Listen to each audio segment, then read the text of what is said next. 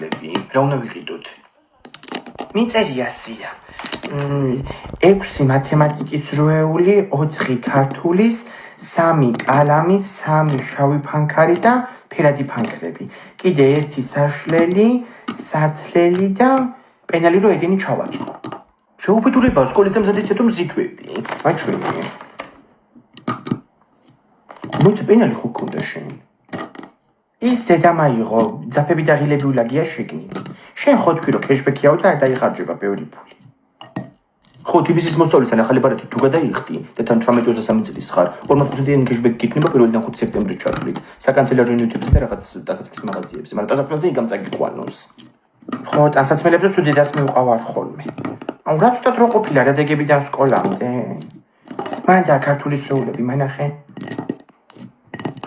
არ გამოგიშო სპაიდერმენის როული აღარ იყიდო ეკლა, გაიზარდე ცოტა.